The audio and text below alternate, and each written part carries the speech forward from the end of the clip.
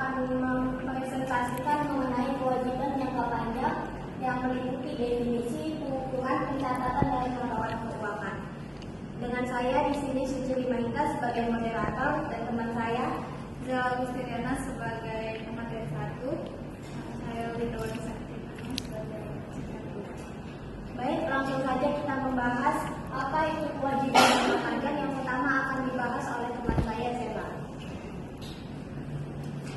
Baik, yang pertama itu kami akan membahas tentang definisi. Jadi kewajiban jangka panjang itu sama dengan utang atau perikatan yang jatuh tempo lebih dari 1 tahun atau 1 siklus operasi normal. Jadi kewajiban jangka panjang adalah utang atau kewajiban perusahaan yang jatuh temponya lebih dari 1 tahun atau 1 siklus operasi normal perusahaan. Artinya perusahaan tidak harus melunasi dalam waktu dekat, tapi tetap punya tanggung jawab di masa depan.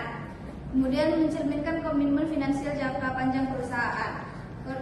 Kewajiban jangka panjang ini mencerminkan komitmen finansial perusahaan dalam jangka panjang. Jadi semakin besar nilainya, semakin besar juga tanggung jawab perusahaan di masa depan. Kemudian penting untuk menilai kemampuan perusahaan memenuhi kewajiban di masa depan. Nah, selain itu, kewajiban jangka panjang juga sering digunakan oleh investor dan kreditur untuk menilai apakah perusahaan mampu membayar utangnya di masa depan, seberapa sehat kondisi keuangan perusahaan, dan tingkat risiko jika berinvestasi di perusahaan tersebut. Kemudian ada jenis-jenis kewajiban jangka panjang. Yang pertama itu ada obligasi atau bond, yaitu surat utang jangka panjang yang diterbitkan perusahaan. Jadi obligasi ini adalah surat utang yang diterbitkan perusahaan kepada investor. Jadi perusahaan meminjam uang dari masyarakat dan berjanji akan membayar bunga secara berkala, mengembalikan pokok utang saat jatuh tempo. Ini biasanya digunakan untuk pendapatan dana besar tanpa harus ke bank. Kemudian yang kedua itu pinjaman bank jangka panjang, utang dengan tenor lebih dari 1 tahun. Ini adalah pinjaman dari bank dengan jangka waktu lebih dari 1 tahun. Contohnya itu kredit investasi, kredit modal kerja jangka panjang. Biasanya ada bunga dan jadwal cicilan yang harus dibayar secara berkala. Kemudian yang ketiga itu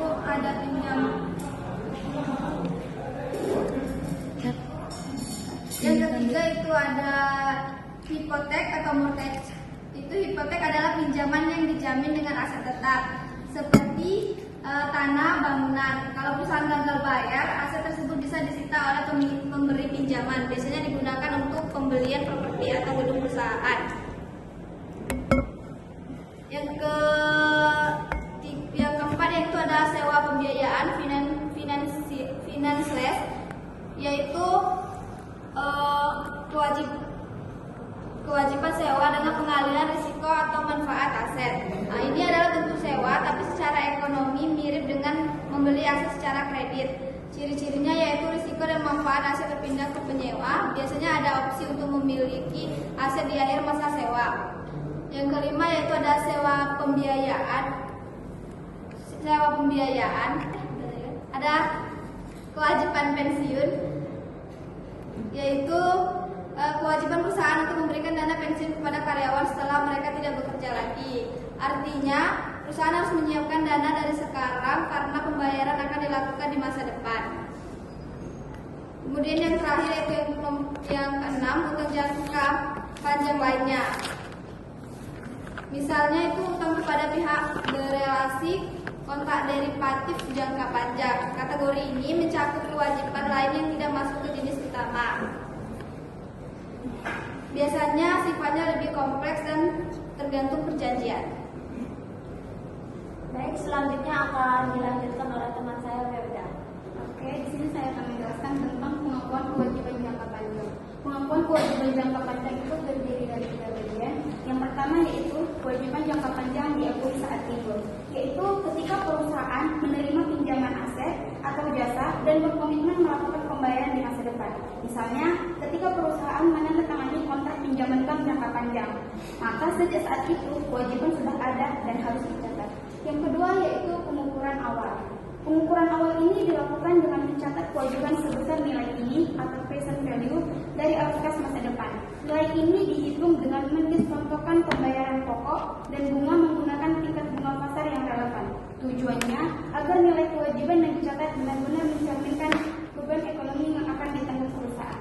Yang terakhir yaitu pengukuran selanjutnya. Untuk pengukuran selanjutnya biasanya menggunakan metode amortisasi, yaitu effective interest method. Dengan metode ini, beban bunga dapat dicatat secara sistematis sesuai dengan tingkat bunga efektif, sehingga laporan keuangan menunjukkan biaya bunga yang lebih realistis. Untuk kewajiban tertentu seperti instrumen derivatif, pengukuran dilakukan pada nilai wajar sesuai kondisi pasar. Semua proses ini memiliki dasar standar akuntansi. Jadi pengakuan kewajiban jangka panjang tidak hanya soal pencatatan, tetapi juga harus sesuai dengan standar akuntansi yang berlaku agar laporan keuangan dapat dipercaya. Yang selanjutnya yaitu pencatatan dalam laporan keuangan. Yang pertama akan timbul di laporan neraca. Di laporan neraca, kewajiban jangka panjang ini disajikan secara terpisah dari kewajiban lancar. Di bawah, dan letaknya adalah di bawah kewajiban lancar. Hal ini penting agar pengguna laporan keuangan bisa membedakan mana kewajiban yang harus segera dibayar dalam waktu dekat dan mana yang jatuh tempo dalam jangka panjang. Yang kedua akan muncul di CALK atau yang kita kenal dengan catatan atas laporan keuangan. Perusahaan wajib memberikan penjelasan yang lebih detail, misalnya sifat kewajiban, jadwal pembayaran, tingkat bunga, serta ketentuan yang relevan dari kewajiban jangka panjang tersebut. Informasi ini akan membantu investor dan kreditur memahami risiko dan komitmen perusahaan. Berikut adalah contoh pencatatan jurnal ketika terjadi. Yang pertama adalah saat menerima pinjaman. Dapat kita lihat ketika menerima pinjaman tentunya kas kita akan bertambah di sebelah debit dan tentunya utang juga bertambah karena adanya pinjaman dan di sebelah kredit. Yang kedua adalah saat kita membayar aksuran pokok. Dengan kata lain, kalau kita ada membayar otomatis kas kita berkurang di sebelah kredit dan utang jangka panjang kita juga akan berkurang di sebelah debit. Dan untuk pencatatan bunganya sendiri, yaitu beban bunganya bertambah di sebelah debit dan akun penyandingnya bisa dijadikan ataupun utang bunga. Dengan pencatatan seperti ini, laporan keuangan akan mencerminkan posisi kewajiban perusahaan secara akurat. Investor dan kreditur bisa menilai apakah perusahaan mampu memenuhi kewajiban jangka panjangnya, dan manajemen juga bisa menggunakan informasi ini untuk merencanakan strategi keuangan di masa depan. Saya kembalikan pada Anda.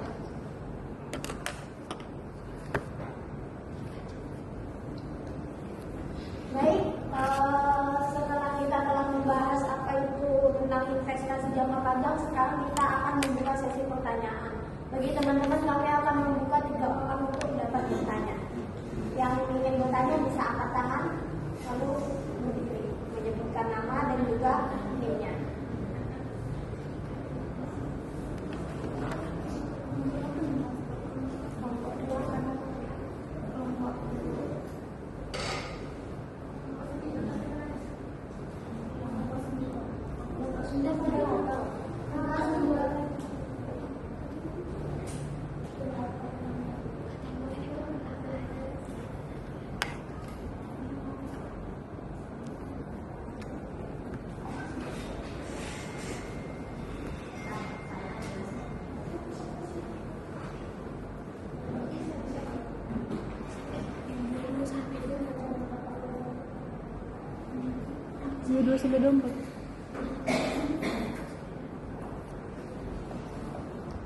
Baik, Siti Lamodono bisa berdiri dari kedua kami bertanya.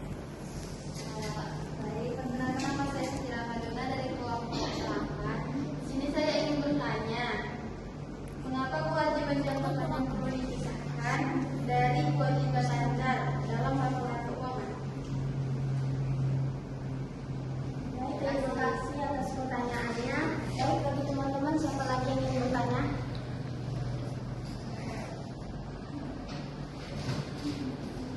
Baik, perkenalkan nama saya Siti Darwati dari kelompok 8. Ingin bertanya, apa risiko bagi perusahaan jika salah dalam mengakui atau mengukur kewajiban jangka panjang? Terima kasih. Baik, tersisa 1 orang untuk bertanya. Siapa lagi?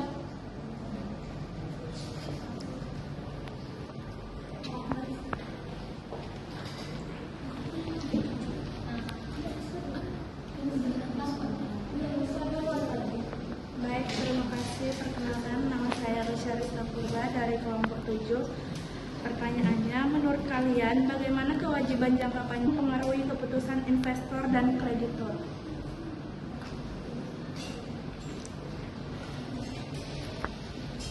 Baik, selanjutnya dari pertanyaan yang telah ditanyakan akan dijawab oleh pembahas. Baik, teman-teman, di sini saya akan menjawab pertanyaan Mbak Sinti Ramadana. Pertanyaannya tadi tentang pemisahan kewajiban jangka panjang dengan kewajiban lancar. Alasan kenapa harus dipisah? Karena pemisahan ini penting untuk memberikan gambaran yang jelas mengenai kemampuan likuiditas perusahaan dalam jangka pendek dan stabilitas keuangan dalam jangka panjang. Jika tidak dipisah, pengguna laporan keuangan akan kesulitan menilai apakah perusahaan mampu memenuhi kewajiban jangka pendeknya. Dan bagi investor dan kreditor, informasi ini juga membantu mereka dalam menilai risiko, terutama risiko gagal bayar. Kewajiban jangka panjang terlalu besar juga menunjukkan beban kerugian yang berat, beban keuangan yang berat di masa depan. Apakah jawabannya sudah memuaskan, Mbak Dona?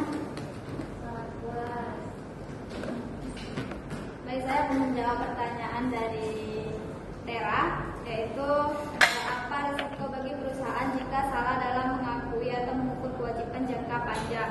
Jadi jika perusahaan salah dalam mengakui atau mengukur kewajiban jangka panjang, maka laporan keuangan bisa menjadi menyesatkan. Contohnya, kewajiban yang terlalu kecil maka laba terlihat lebih besar dari yang sebenarnya. Kemudian kewajiban yang terlalu besar maka perusahaan terlihat lebih berisiko. Hal ini bisa berdampak pada keputusan yang salah dari investor, kreditur, bahkan manajemen sendiri, dan bisa menurunkan kepercayaan terhadap perusahaan. Oke. Terima kasih, Tera. Baik, di sini saya akan menjawab pertanyaan dari Mbak Rizka. Tadi pertanyaannya, bagaimana kewajiban jangka panjang tersebut dapat mempengaruhi keputusan investor dan kreditor. Kewajiban jangka panjang itu sangat mempengaruhi keputusan karena menunjukkan tingkat risiko dan struktur modal perusahaan. Investor akan melihat apakah perusahaan terlalu banyak utang yang nantinya bisa mengurangi keuntungan di masa depan. Kreditur juga akan menilai kemampuan perusahaan dalam membayar utangnya sebelum memberikan pinjaman tambahan. Jika kewajiban jangka panjang terlalu tinggi, maka perusahaan dianggap berisiko tinggi. Sebaliknya, jika dikelola dengan baik, utang bisa membantu perusahaan berkembang dan meningkatkan nilai usaha.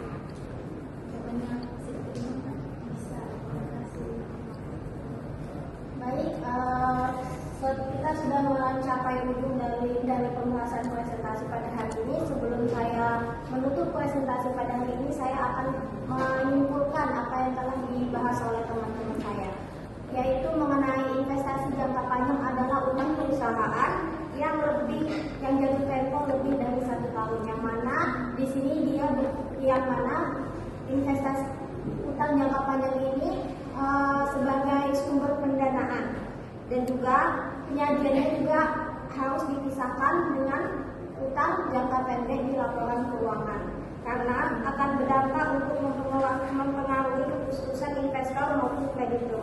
Oleh karena itu, kewajiban jangka panjang menjadi indikator penting dalam menilai kesehatan dan keberlanjutan perusahaan. Sampai di sini, terima kasih kepada teman-teman semua yang telah memperhatikan. Wassalamualaikum warahmatullahi wabarakatuh dan selamat pagi. Waalaikumsalam warahmatullahi wabarakatuh. Selamat pagi.